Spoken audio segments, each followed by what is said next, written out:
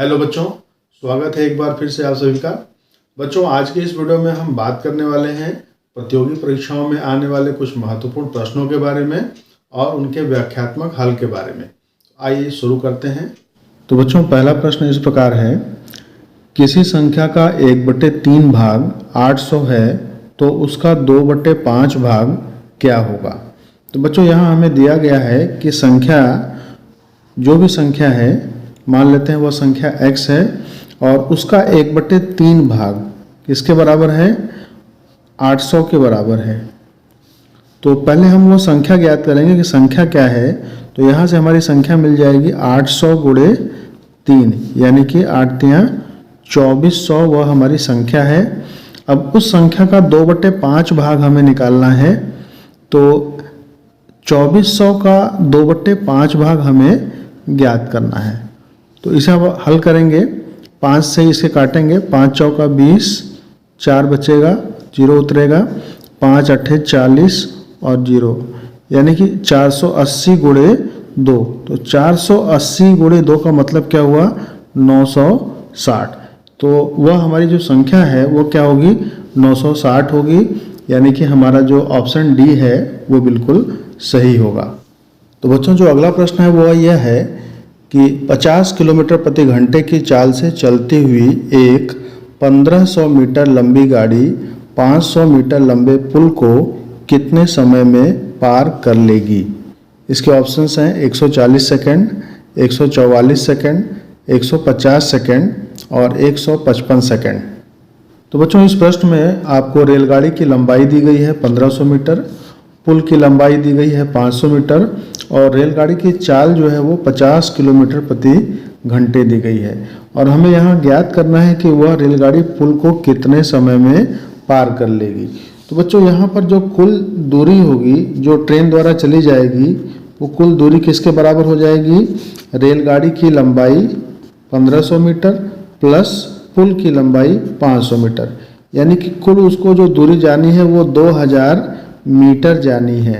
अब 2000 मीटर को आप बदल सकते हैं किलोमीटर में। तो 2000 बटे 1000, चूँकि 1 किलोमीटर में 1000 मीटर होते हैं, तो इसे बदलने के लिए हम क्या करेंगे, 1000 से भाग देंगे, तो यह आपका 2 किलोमीटर आ जाएगा। अब यह दूरी जो 2 किलोमीटर की है, इसे कितने समय में वो पार कर लेगी। तो समय बराबर दूरी बटा चाल।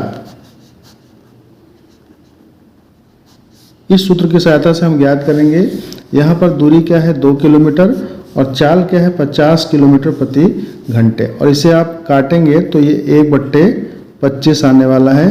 तो ये आपका आ गया, समय किस में आ गया, घंटे में आ गया।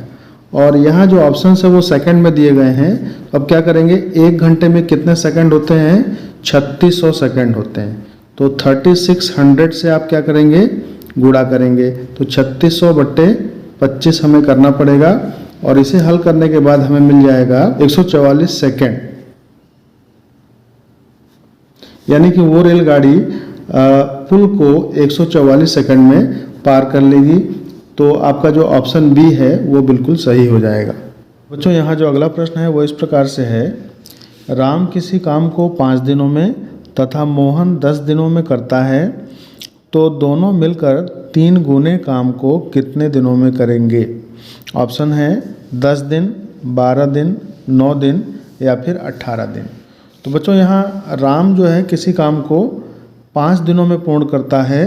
तो राम का जो है 1 दिन का काम, राम का 1 दिन का काम जो होगा वो 1/5 भाग के बराबर होगा। इसी प्रकार से मोहन का 1 दिन का जो काम होगा वो 1/10 भाग के बराबर होगा।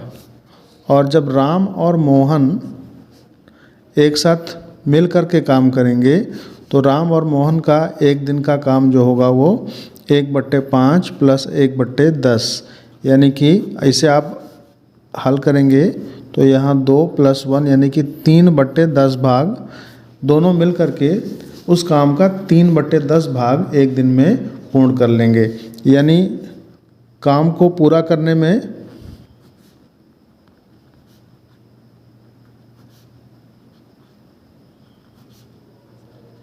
लगा समय जो होगा वो हो जाएगा 10/3 दिन। यानी 10/3 दिन में वो काम को पूरा कर लेंगे, लेकिन काम 3 गुना है तो 3 गुने काम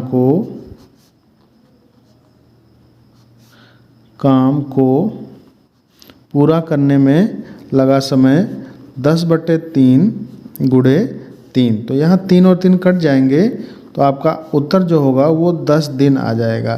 तो राम और मोहन दोनों मिल करके उस काम को 10 दिनों में पूरा कर लेंगे। तो इस प्रकार जो है आपका ऑप्शन नंबर ए बिल्कुल सही हुआ। बच्चों अगला प्रश्न है x² - 4x + 4 = 0 के लिए x का मान क्या होगा। ऑप्शंस हैं x = 2, x = -2, x = 4 या फिर x = -4। तो बच्चों ये समीकरण जो आपको दिखाई पड़ रहा है ये क्या है, एक द्विघात समीकरण है। और जब इसे आप ध्यान से देखेंगे तो ये आपका x - 2 का होल स्क्वायर है। आप a² + b² - 2ab सर्वसमीका का प्रयोग करें तो ये a - b होल स्क्वायर के रूप में आ जाएगा। तो इस तरीके से ये जो है x - 2 का वर्ग है। तो हम कह सकते हैं कि x - 2 = 0 या फिर x = 2। तो x के 2 मान मिलेंगे और दोनों ही +2 होंगे। तो इस तरह से आपका जो ऑप्शन ए है वो बिल्कुल सही हुआ। बच्चों अगला प्रश्न है एक व्यापारी ने एक वस्त्र को 800 रुपये में खरीदा और 1000 रुपये में बेचा तो उसका लाभ प्रतिशत कितना है, 20%, 25%, 30% या 35%। तो यहाँ बच्चों प्रश्न में आप देखेंगे क्रय मूल्य जो है, क्रय मूल्य कितना है 800 रुपये और विक्रय मूल्य जो है उस वस्तु का वो 1000 रुपये है। तो यहाँ पर विक्रय मूल्य जो है बड़ा है, आप देख पा रहे हैं विक्रय मूल्य बड़ा है क्रय मूल्य से। तो इस कंडीशन में क्या होगा, लाभ प्राप्त होगा। और लाभ हम कैसे निकालेंगे, विक्रय मूल्य माइनस क्रय मूल्य करके। तो विक्रय मूल्य 1000 रुपये है और क्रय मूल्य था 800 रुपये, घटाने पर आपको 200 रुपये का लाभ मिल जाएगा। लेकिन लाभ का प्रतिशत हमें ज्ञात करना है, तो लाभ प्रतिशत बराबर हो जाएगा, लाभ को हम अंश में रखेंगे और बटे क्या करेंगे क्रय मूल्य, यानी कि 800 रुपये और गुणे 100। अब इसे आप हल कर देंगे तो 0000 यहाँ से कैंसिल और 200/8 करेंगे तो 8 दूना 16, 4 8 5 40, यानी कि 25% का लाभ यहाँ प्राप्त होगा। तो इस तरीके से आपका जो ऑप्शन बी है वो बिल्कुल सही हुआ। अगला प्रश्न जो है इस प्रकार है, राशि 5000 का 2 वर्षों के लिए 10% वार्षिक दर से चक्रवृद्धि ब्याज क्या होगा। ऑप्शंस हैं 1000 रुपये, 1050 रुपये, 1100 रुपये और 1200 रुपये। तो यहाँ बच्चों जो मूलधन दिया गया है वो क्या है 5000 रुपये। तो ये 5000 रुपये मूलधन हो गया। समय जो आप n लेते हैं वो 2 वर्ष है और ब्याज की दर r हम लेते हैं ये 10% है। और 2 वर्षों के बाद जो है चक्रवृद्धि ब्याज क्या होगा ये हमें ज्ञात करना है। तो इसे हम डायरेक्ट सूत्र से भी ज्ञात कर सकते हैं या फिर हम मिश्र धन निकाल करके भी कर सकते हैं। तो यहाँ पर जो हमारा मिश्र धन होगा वो हो जाएगा 5000 गुणे 1 + 10/100 पावर वर्ष। तो यहाँ पर मिश्र धन हमें प्राप्त होगा 5000 गुणे, यहाँ से ये कट जाएगा 10 और 1 11, 11/10 का वर्ग 5000 × 121/100। वर्ग करने पर हमें 11 का वर्ग 121 और 10 का वर्ग जो मिला वो 100 मिला।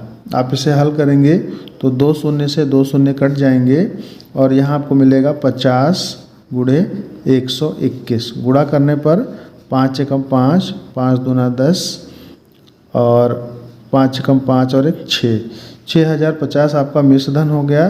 तो चक्रवृद्धि ब्याज जो प्राप्त हुआ, चक्रवृद्धि ब्याज जो हमें प्राप्त हुआ वो हुआ 6050 माइनस 5000, यानी कि 1050 रुपये हमें चक्रवृद्धि ब्याज प्राप्त हुआ। तो इस प्रकार से आपका ऑप्शन बी जो है वो बिल्कुल सही हुआ। तो बच्चों यहाँ अगला प्रश्न है 3 करणी में 2 प्लस 5 करणी में 2 का मान क्या है। ऑप्शंस हैं 8√2, 15√2, 12√2 और 6√2। तो बच्चों यहाँ हम ये देख रहे हैं कि यहाँ पर जो अपरिमेय भाग है करणी में 2 दोनों पदों में है। तो जब अपरिमेय भाग समान होते हैं तो जोड़ते समय हम उनके पूर्णांक भाग को आपस में जोड़ लेते हैं। यानी यहाँ पर हम 3 + 5 और करणी में 2 ले सकते हैं। तो इस प्रकार ये 8 करणी में 2 इसका उत्तर हो जाएगा, जो कि आपका ऑप्शन ए में दिया गया है। तो इस प्रकार इस प्रश्न का सही उत्तर ऑप्शन ए में हुआ। बच्चों अगला प्रश्न है x³ + 8 का प्रसारित रूप है। यानी x³ + 8 को हम एक्सपेंड करेंगे, प्रसार करेंगे तो क्या मिलेगा। 4 ऑप्शंस दिए हैं, तो आइए इसे हल करके देखते हैं। x³ + 8 जो है इसे हम इस प्रकार से लिख सकते हैं x³ + 2³ तो ये हमारा सरल समीकरण a³ + b³ के रूप में हो गया, और जिसका मान होता है a + b गुणे कोष्ठक में a² - ab + b²। इस सरल समीकरण के आधार पर जो हमारा प्रश्न था इसका मान हो जाएगा x + 2 करणी में x²। तो बच्चों इस सरल समीकरण के आधार पर x³ + 8 का जो सही मान हुआ वो x + 2 कोष्ठक में x² - 2x + 4 हुआ, जो कि आपका ऑप्शन सी में दिया गया है। तो ऑप्शन सी आपका बिल्कुल सही हुआ। बच्चों अगला प्रश्न इस प्रकार है 200 मीटर लंबी ट्रेन एक अपने से दुगनी लंबाई के प्लेटफॉर्म को 36 सेकंड में पार करती है, तो किलोमीटर प्रति घंटे में ट्रेन की गति है। स्पीड आपको ज्ञात करनी है, ट्रेन की चाल कितनी होगी। तो यहाँ जो ट्रेन की लंबाई है, ट्रेन की लंबाई ये हमें दी गई है, कितनी है 200 मीटर। 200 मीटर लंबी ट्रेन है, और जो प्लेटफॉर्म है, प्लेटफॉर्म की लंबाई इस ट्रेन की लंबाई की दोगुनी है। तो प्लेटफॉर्म की लंबाई हो गई 200 का दोगुना यानी 400 मीटर। तो अब ट्रेन को कितनी दूरी पार करनी है, कुल दूरी जो हुई वो हो जाएगी ट्रेन की लंबाई प्लस प्लेटफॉर्म की लंबाई। तो इस तरीके से 200 + 400 यानी कि ट्रेन को कुल 600 मीटर दूर जाना है, और 36 सेकंड उसको लगते हैं। यानी समय जो हमें दिया गया है वो सेकंड में दिया गया है, 36 सेकंड। तो इस तरीके से हम गाड़ी की ट्रेन की चाल ज्ञात कर सकते हैं। चाल बराबर क्या होता है, दूरी बटा समय। इस सूत्र के माध्यम से हम ज्ञात कर लेंगे। तो यहाँ दूरी क्या है 600 मीटर और समय क्या है 36 सेकंड। तो जब इसे आप हल करेंगे तो 6 और ये 100 बार में कटेंगे। तो इस तरीके से 100/6 आपको मिला। ये क्या मिल गया, चाल मिल गया।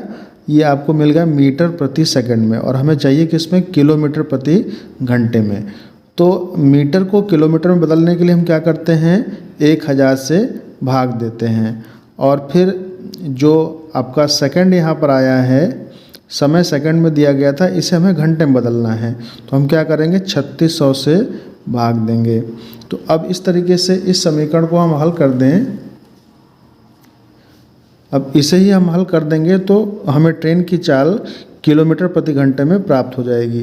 तो यहाँ 2 शून्य से 2 शून्य ये कट जाएंगे, 1 शून्य इससे कट जाएगा, और 6 से 36 6 बार में कट जाएगा और 1 शून्य और मिलेगा, यानी कि 60 किलोमीटर प्रति घंटा ये जो है ट्रेन की स्पीड हो जाएगी किलोमीटर प्रति घंटे में।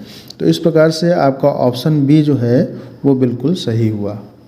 बच्चों अगला जो प्रश्न है वो इस प्रकार है, ताश की गड्डी से एक यादृच्छिक कार्ड बनाएं। इसकी क्या प्रायिकता है कि निकाला गया कार्ड एक चेहरा कार्ड है, यानी कि फेस कार्ड। बच्चों ताश की गड्डी में कुल जो कार्डों की संख्या होती है वो होती है 52, यानी कि यहाँ पर जो सैंपल स्पेस प्रतिदर्श समष्टि हो जाएंगे, प्रतिदर्श समष्टि में कुल कितने अवयव होंगे, 52 अवयव होंगे। और आपको एक कार्ड निकालना है और प्रायिकता ज्ञात करनी है कि वह कार्ड एक फेस कार्ड हो। तो टोटल जो फेस कार्ड होते हैं वो हमारे पास 12 कार्ड होते हैं। एक होता है बादशाह, एक होता है क्वीन और एक होता है गुलाम।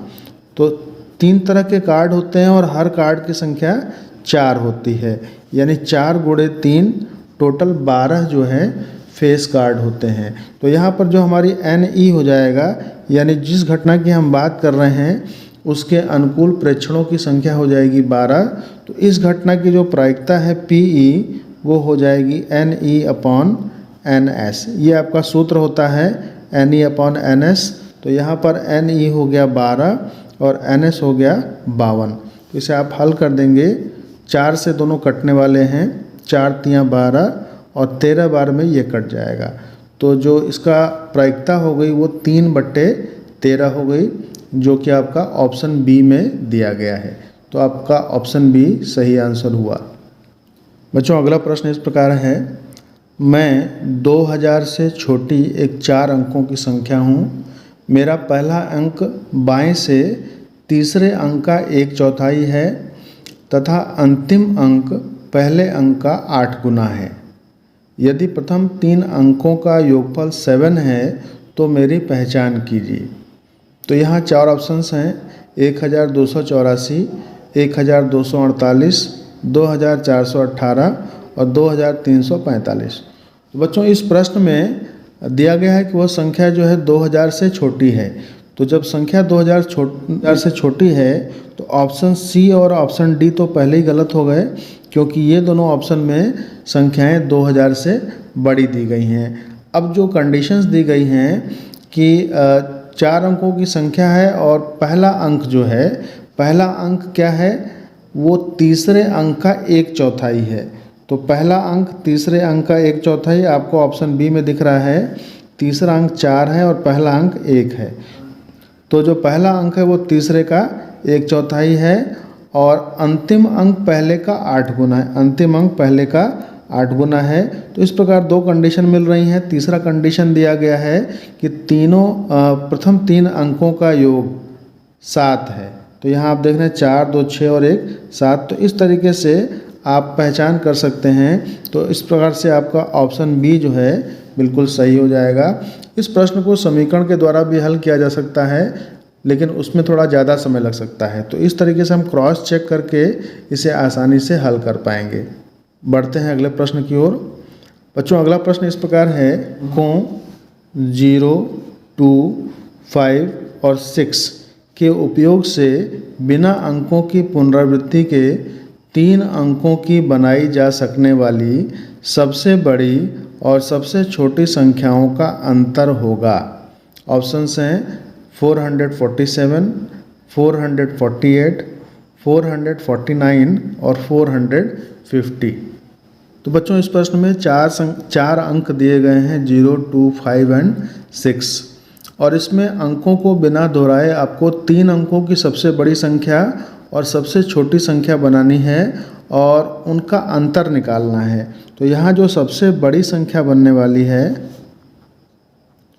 सबसे बड़ी संख्या क्या हो जाएगी, हम स्टार्टिंग में 6 को लेंगे, फिर 5 को लेंगे और फिर 2 को लेंगे। सबसे बड़ी संख्या 652 हो गई। और सबसे छोटी संख्या क्या बनेगी, तो सबसे छोटी जो संख्या बनेगी उसके लिए हम स्टार्टिंग में 0 को नहीं ले सकते। तो 0 को दूसरे स्थान पर लेंगे और पहले स्थान पर छोटी संख्या क्या हो जाएगी, 2 होगी, फिर 0 मिलेगा, फिर उससे छोटी क्या है, उससे बड़ी क्या है, 5। यानी 0 को हमने पहले अंक स्थान पर न लेकर के दूसरे स्थान पर लिया, इसके बाद 2 और 5 को लिया, तो सबसे बड़ी और सबसे छोटी संख्याएं हमें प्राप्त हो गई। अब इनका अंतर हमें ज्ञात करना है, यानी इन्हें हम माइनस कर लेंगे। तो यहाँ 12 में से 5 घटाएंगे तो 7 मिलेगा, यहाँ 4 बचा और ये हो गया 6 में से 2 घटाने पर 4, तो आपका अंतर कितना आ गया 447, और ये आपका ऑप्शन ए में ही दिया गया है। तो इस प्रश्न का सही उत्तर ऑप्शन ए हुआ। बच्चों यहाँ अगला प्रश्न इस प्रकार है, 2 वर्ष के अंत में 7,100 रुपये की धनराशि पर 10% प्रति वर्ष की दर से चक्रवृद्धि ब्याज होगा। तो यहाँ पर हमें चक्रवृद्धि ब्याज ज्ञात करना है, और जो मूलधन यानी कि प्रिंसिपल दिया है वो दिया है 7,100 रुपये।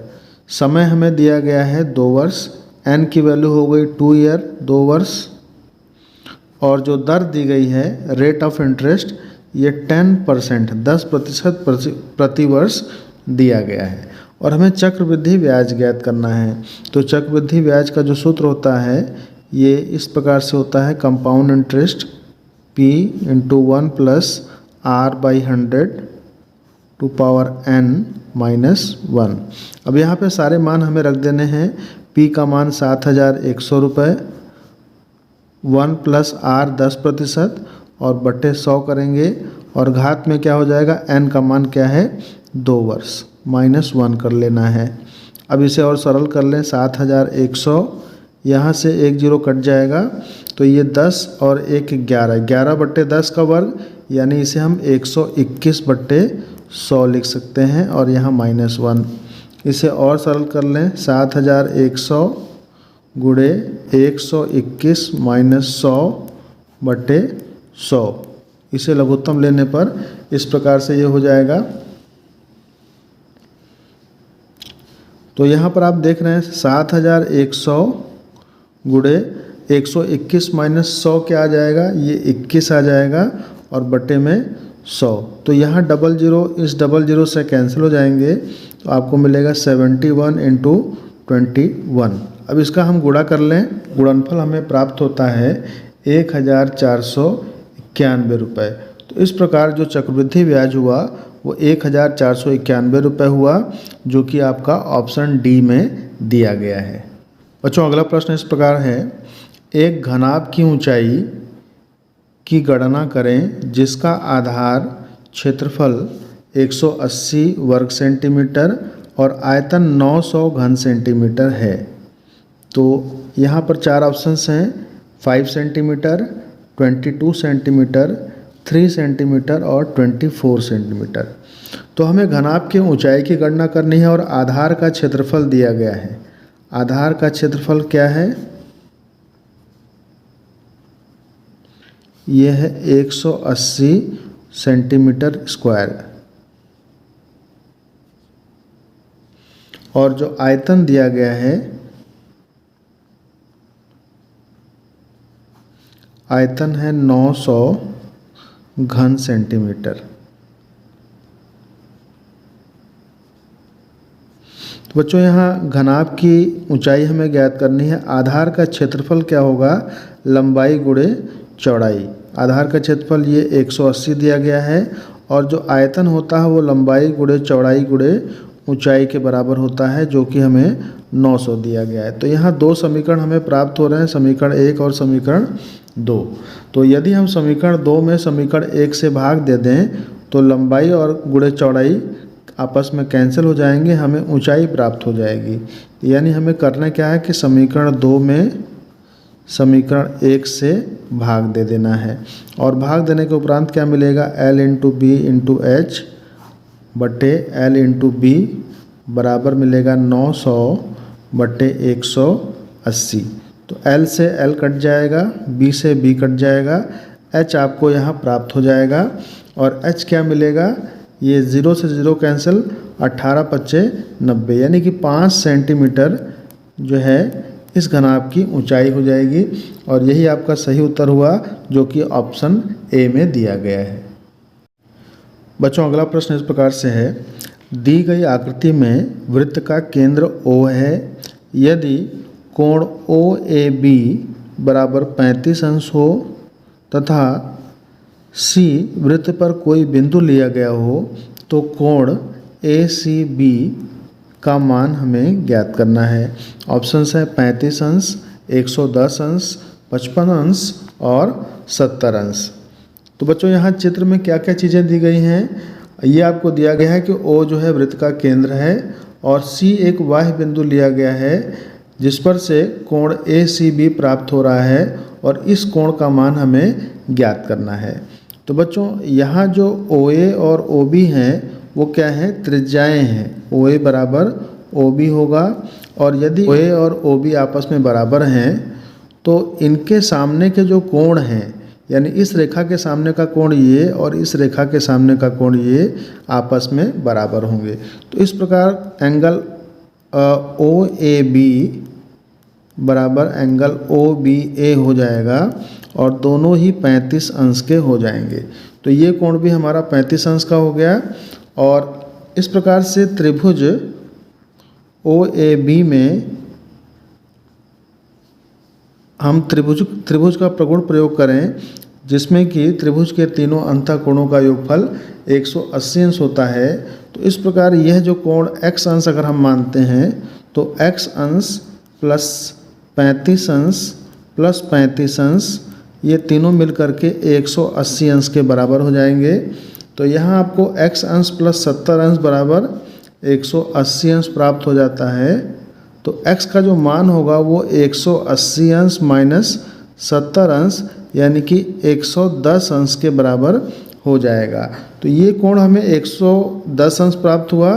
और आपने एक प्रमेय पढ़ा है कि किसी भी वृत्त में समान जीवा द्वारा केंद्र पर अंतरित कोण परिधि पर अंतरित कोण का दूना होता है।